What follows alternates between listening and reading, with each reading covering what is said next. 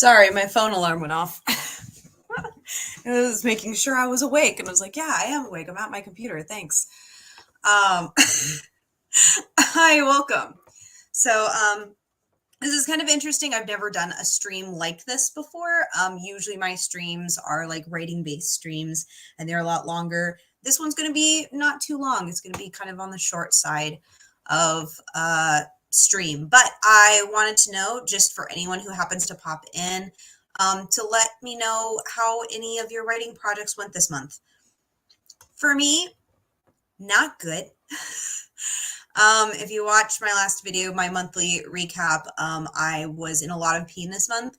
So being able to write was very difficult to near impossible. Just functioning has been very, very, very difficult for me. I've been stuck in survival mode for almost 2 solid weeks now. Yeah, my pain management, not great right now. So good news on that though. I just saw a doctor recently and I got a referral to see a specialist. So I am working towards maybe getting answers, but it's going to take a while. But pretty much what that means is I did not get any additional work done for NaNoWriMo, which is fine. NaNoWriMo was always kind of a goal that I knew I probably wouldn't reach anyway. That's not the thing that's most disappointing to me. The thing that's most disappointing to me is that the progress I made didn't get me far enough in the outlining process for me to tell how well the outline worked for me. So I'm actually got the outline right here. Topic of this video is about the outline stuff. So if I'm going by mice, I'm still in the early parts of the questions. So I'm roughly on question 4 to 5 in the mice outline. And in the Save the Cow outline, I am at the tail end of setup moving into the catalyst. That has not changed since the last update I gave, because I have not been able to write because I've been in pain. Today's an okay day. I just have a ghost of pain back here, but tolerable. We can function. But yeah, it's been going great, which is fantastic. So my update for outline stuff, I've been absolutely loving using an outline so far. My only problem for me, this is kind of a personal thing, is I wish I had gotten further in my outline so I could tell you if there were any issues. Because I feel like if there's going to be an issue with me using an outline, that issue isn't going to happen this early on. If I had to guess where there would be an issue, I'm guessing it's going to happen right here. Look at this huge blank space. This is an uncertainty I have that I haven't figured out yet. If there's going to be an issue with the outline, it's going to happen at the fun and games or promise of premise, just simply because there's a lot of back and forth. At the same time, that back and forth is gently going up in terms of intensity and how many stakes are out there. So it's a very interesting element of, oh dear God, what the heck? Let me block that user. Sorry, we had a horrible, I don't know what's up with YouTube. I don't have this problem on other platforms. Well, no, that's not true. Instagram's pretty bad too. But I have had a lot of inappropriate spam on YouTube recently. Like a lot. I don't know what's going on. Hi, Brandon. Hello. I hope you're doing well this month. But yeah, if there's going to be any issues, I have a feeling it would happen here in the fun and games.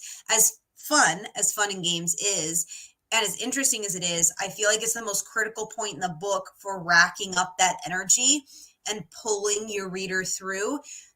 And the problem is going from that to your midpoint, keeping your energy consistent is really hard. And I feel like this is a universal problem a lot of writers have, is going in this section of the book is just It's hard to keep the energy, first off, and second, it's hard to know exactly like how many back and forths am I gonna need. Like I wrote down roughly around 3 back and forths, and like roughly, let me make sure because mice I actually haven't written out a little better. Let me check mice. Yeah, so I have, right, try one, attempt one, two. No, I had 4. Ooh, I forgot I had 4 attempts, not 3. 3 is usually the number I go with because it's kind of a magic number for me. I like that one. It just feels better. But I actually did write down 4 due to the themes of it. We'll see what actually ends up happening though. But yeah, I feel like that's the point I'm going to have the most trouble, but I wasn't able to get to that point yet this month. So the mystery remains. And eventually I'll be able to tell you guys about this because it's not like I'm never going to write this project again. But I really wanted to get this far in this month because I'm just really curious how well this outline is going to hold up long term. But I just wasn't able to get that far this month because I've been stuck in pain management, which sucks because mentally I want to write. I know what's happening in my scene. I know where my characters are going. The physical act of sitting down at a computer screen with a bright light for long extended periods is physically painful for me. So I haven't been able to. Oh, hi, Victoria. Just found your channel a few weeks ago. Welcome. I was low-key fat shamed for eating too many meatballs at dinner this week. Apart from that, I'm pretty swell. That's people are so dumb. Never feel ashamed for eating what you feel you need to eat. Unless someone's a doctor, they can't tell you anything. And even then, some doctors, it's not their place either, depending on what they're treating you for. But I'm sorry that happened to you. That really, really sucks. I know what that's like, though. I've been shamed for eating at certain times, and it really gets in your head. It's hard to deal with, but I hope you're feeling a little better. Eat what you need to this season. Try not to worry too much about it. Unless, again, you have a thing with a nutritionist, but even then, like, always be gentle to yourself. I did no writing this month at all, but excited for the next month. Oh yeah, that's fine. It's good to take breaks and just rest. I think last November, I just kind of took November off. I didn't actually officially do anything last November. And honestly, I probably shouldn't have done, apparently, I shouldn't have done anything this November either because I was in pain the whole time. So, you know, I'm glad I got done what I did, you know, but also I didn't get any further than that. I think, I don't even know what my word count is. I have not opened it. I haven't checked it. So I don't know exactly where I am and I don't really care. I know I didn't even hit halfway point. So is what it is. That's very kind, Corey. But I had like 14 meatballs the size of golf balls. Yeah, I mean, when it's good, you know? Sometimes I go through phases where sometimes I won't eat a ton and then I'll eat like more than I usually do and people will be really shocked. Sometimes it happens. Sometimes it happens. I also am not, you know, I don't have a normal relationship with food either, which doesn't help, you know, but yeah. I'm sure it was. It sounds great. It's kind of interesting because, like, here in Japan, food is so expensive. Like, I have a very different perspective on food in general, and also like preparing it's such a pain. So, you know, I haven't. Everything I make, everything I eat, I either make myself or have to buy elsewhere, pre-made. So I bet if I were at like visiting someone and they had made food and I didn't have to labor for it, I probably would have eaten a lot too.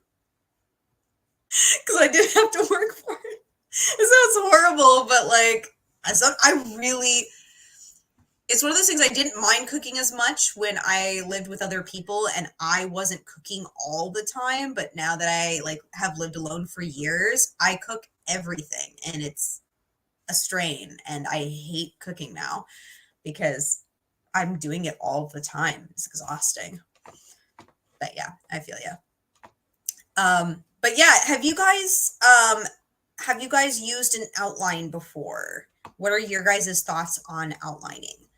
Because I'm kind of curious where outlines tend, because I heard like my comments on some of my other videos where I talked about outline, people were saying, oh yeah, I've used this method, or I've used this other method over here on and off, but I haven't heard a lot about where those methods would break down for people. And I'm kind of curious because I have a theory, nothing to back it up yet, other than like what people tend to complain about online with outlines.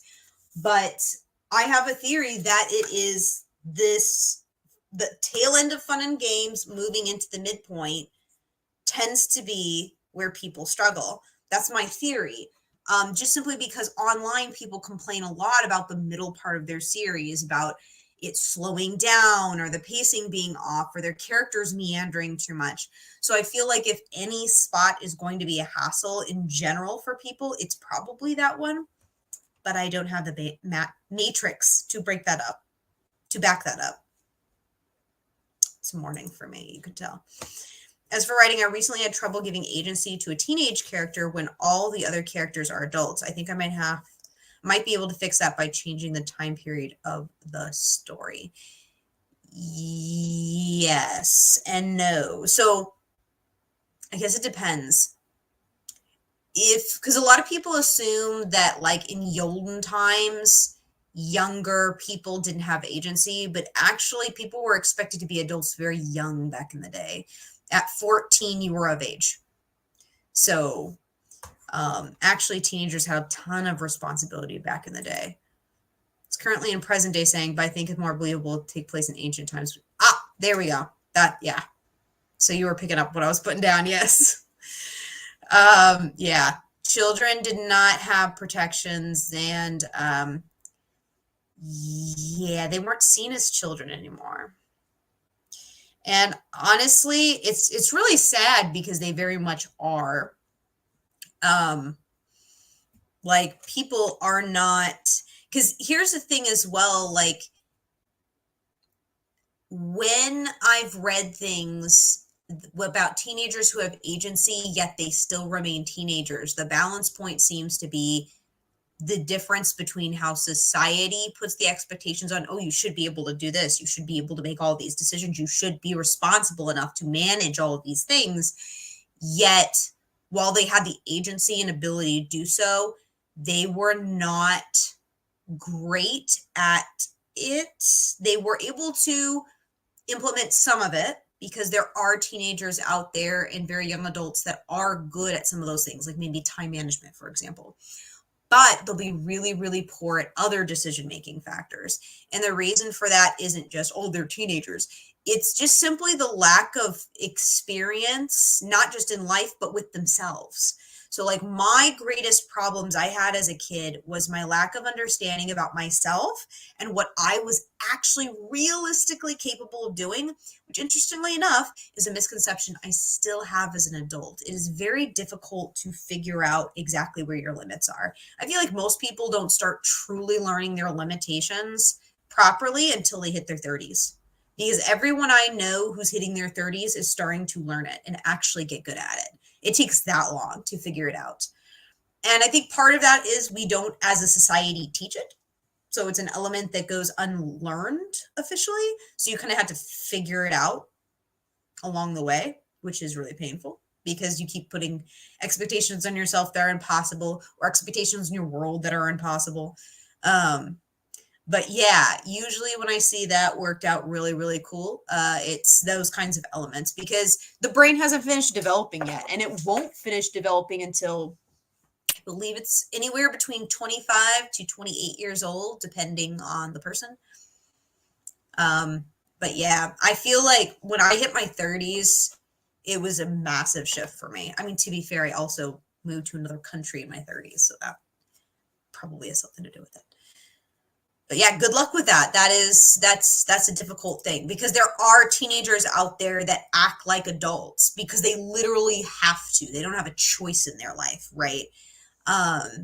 Especially teenagers that end up raising kids either their own or siblings because the parents are just not there or aren't able to do that care.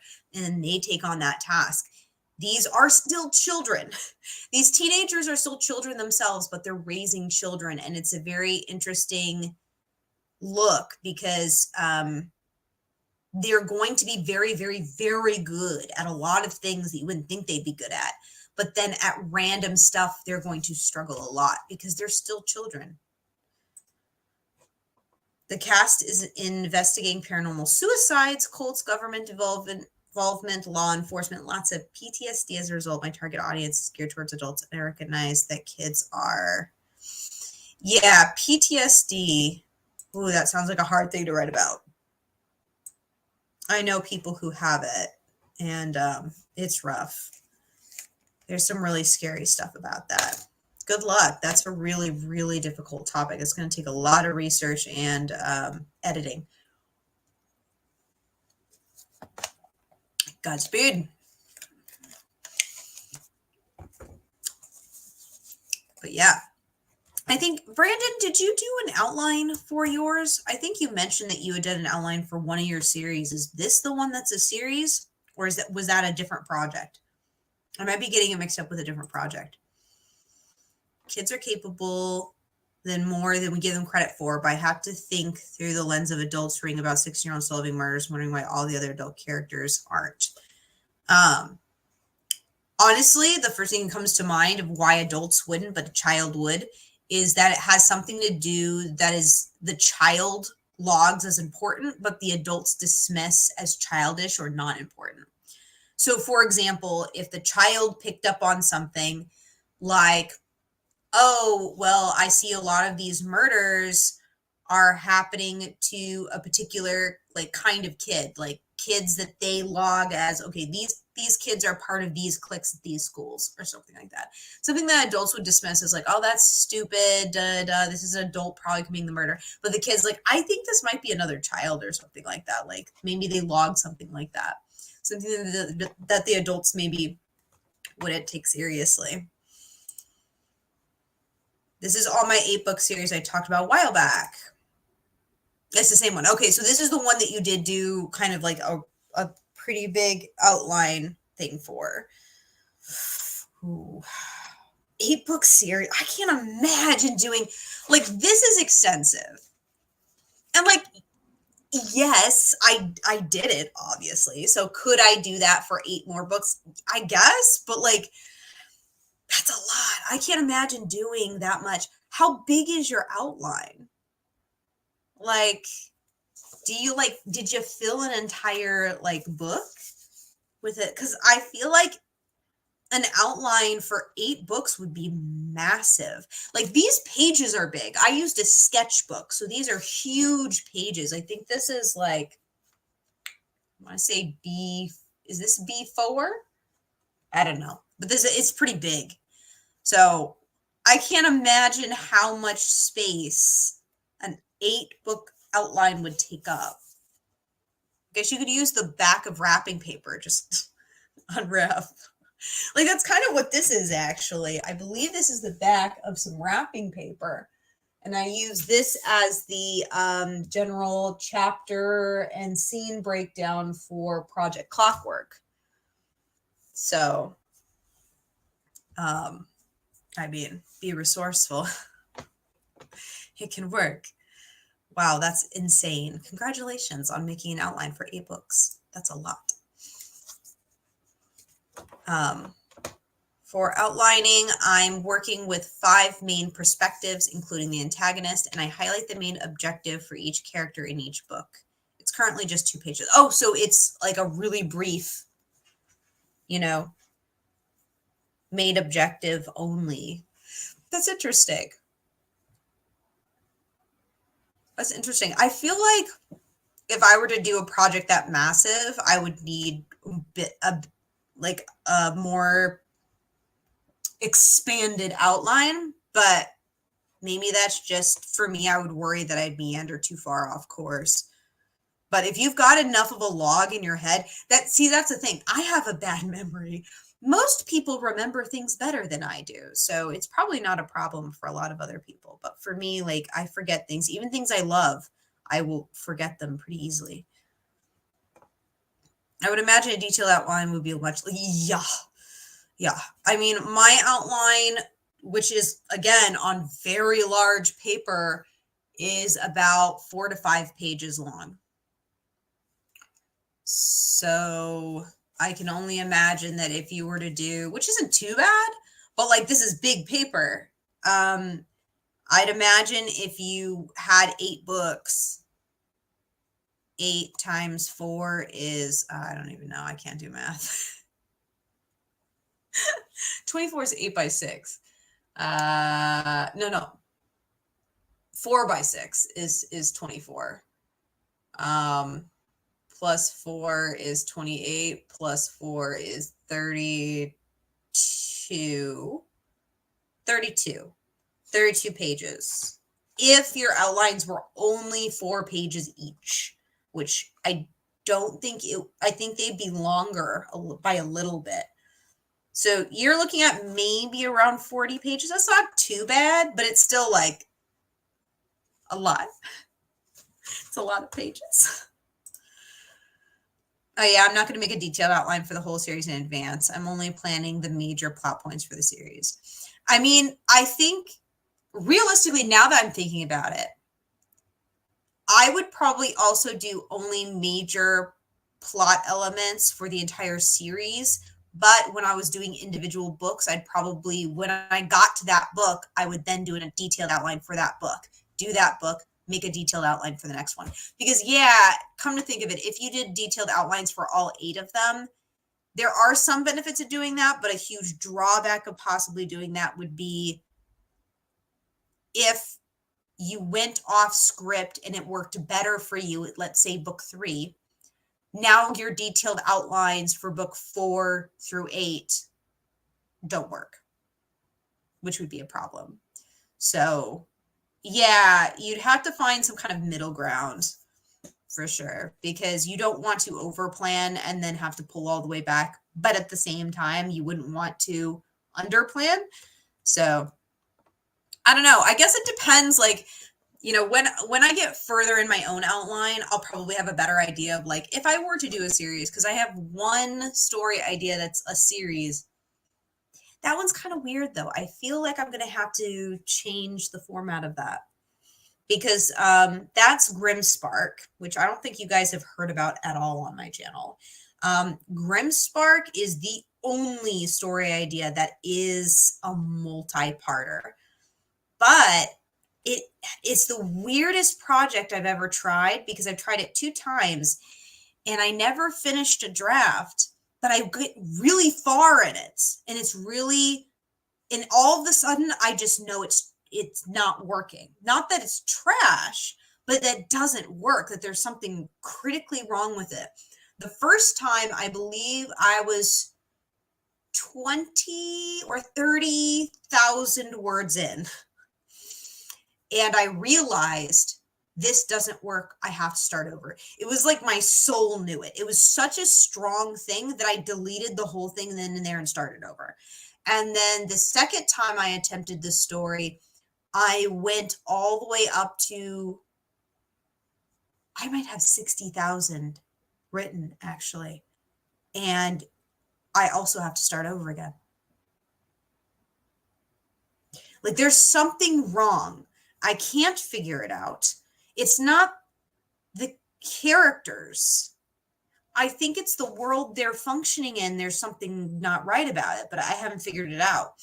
But it's like a lot of my other stories, usually I'll run into a thing where I'm like, okay, this part of the story isn't working that well, but I'll go ahead and finish up the story and then that'll be an edit fix. For Grimmspark, I just keep scrapping it and starting. Something's not right. I haven't figured it out. Thus, the whole thing's been tabled for a bit while I have like a think in the back of my cranium. And because I haven't had any solid ideas, I haven't done anything with it yet. But it's just sitting back there and I have no idea what to do with it yet. Yeah, I'm wondering now if maybe it's not supposed to be a novel. Maybe that's the problem. maybe it's supposed to be a series of short stories or novellas. So it's supposed to be like shorter with different characters each time. Maybe that's it. Maybe it's just the format. Because I've never, like, the feeling of this isn't right that I've gotten with that project is unlike any other project I've worked on. It's completely different feeling, and it's hard for me to describe. It's just this feeling that this isn't right. I can't salvage it. Like, I don't even try to salvage it. I'm like, I can't salvage it. It's like this huge wall in my brain. I don't know. I've never felt that way towards any other project. And I've written some weird stuff. But that one was, I don't know. Project Grimspark is bizarre. So I don't know how that's gonna go. I might have to fix that one. But that one is actually kind of like a superhero world kind of story. But it's of course dark because everything I write ends up that way, even when I don't intentionally write that way. So so yeah, that one's just expansive because it's linked to my sci-fi worlds I create. So technically it would be in the same universe as Project Clockwork. But Project Clockwork wouldn't have a direct tie to it. Project Clockwork would like happen in like the past by a little bit. So they would never sync up actually. But technically it's that universe I've created. But the thing is, Project Clockwork happens way out where like a lot of colonies and other worlds are and stuff like that. In the Grimspark world, you start on Earth. So you're starting at a completely different place in the universe. And I haven't solidified how Earth is functioning. And I think that's part of the problem. There's a major, like, they're on a brink of a major world war that will drag in the colonies, but I haven't figured out exactly the specifics of that. And that's part of the reason it's not working, but it's not all of it. There's something else critically wrong that I haven't figured out. I'm thinking more and more it's the format, but I guess we'll see. At some point, I'll probably sit down and give it an outline treatment and see if that shows me where the problem is, because that might. I feel like if you do outlines like this that are more detailed, sometimes you can tell if something's just not meant to be a full novel. I think it should be pretty clear if you do something like this, but we'll see. I'll definitely keep you guys updated on the outline and how it goes for future writing. I'm going to wrap this up real quick here because I don't want to go too long today. This was really just kind of my live thoughts, kind of unedited thoughts. I've never tried a video like this before. I'm not sure if I like it or not. But this is kind of just my live thoughts on outlining and how I feel about so far. One last point about my outline that I did not see coming that I think is interesting is that I have linked a lot more things that I didn't think I'd link. So what that means is, as I was writing this stuff, like let's say I was writing opening image. So I was in like the very first beginnings of the first chapter. I actually was able to introduce a lot more foreshadowing than I normally am able to do in a first draft. So usually my first draft, I can have a little bit of foreshadowing here or there about really, really major stuff that'll happen later because I've got it up here. But I don't have a lot of intricacies with it because I haven't finished the story yet. But the cool thing about having this outline done is it already got my brain thinking about all these future events. So I was able to put in a lot more subtle world building. I was able to put in a lot more foreshadowing and stuff. Now, I have a feeling this foreshadowing is still a little heavy-handed, and I'll probably still have to edit it quite a bit for draft 2. But at least it's there, and I've got a better foundation to work off of when I do edit draft 2. At least that's the theory. That's the whole theory behind it. I also expanded the cast faster. Usually I feel like it takes me longer to expand a cast, but I expanded the cast very quickly. Like the world filled out quickly with an outline. And I'm not sure exactly why that is. I wonder if it's because my brain isn't having to populate absolutely all of the scenes. Therefore, it's got the free time to populate with people in the scenes. I'm not sure, but like there are more characters, including side characters. Even side characters have names, which I usually struggle with naming side characters and giving them more of a full personality this early on. I didn't necessarily have that problem this time. Even side characters you barely see have names, personality types. It happened very rapidly, and I'm like, is it just because this story is working out very well, or is it the outline? I don't know. I feel like the outline has something to do with it. So that's been cool. I've got a lot of my added notes I've added into my outline after the fact have to do with added characters and their connections to each other, and how that's working in the background of the story. So not just the main character's connection to them, but their connections to each other. And I think that has to do with the fact that I'm not having to worry about all of this major stuff because I've already got the major stuff written down. So now my brain is actually able to handle all of the side information that normally wouldn't be able to process this early on. So maybe, I guess we'll see. But yeah, it's been going really great so far. I love my outline so far. But to be fair, I have not hit Act 2. And I feel like if there's going to be an issue, that's going to be the place. I guess we'll find out. I'll keep you guys posted on that. I wish I could have given you guys more information in this video about if there's any issues with this. And I'm sorry I wasn't able to. I truly haven't hit any issues yet. And I don't know how I feel about that, but I'm excited to keep working on it. Just not right now. And I'm not sure exactly how quickly I'll be able to get back into things. But yeah, thanks for watching. And yeah, I hope you guys had a really great end of your November. I hope you guys are looking forward to December here coming up. It's already December. It's December 1st for me. But yeah, I hope you guys had a good month. Toodles wishing clarity for Grimmspark. I know, right? One of these days I'll figure out Grimmspark. I don't know when. Maybe 10 years from now. Who knows? If I survive that long. Anyway, thank you guys for watching, and I hope you have a wonderful beginning of your December. Bye.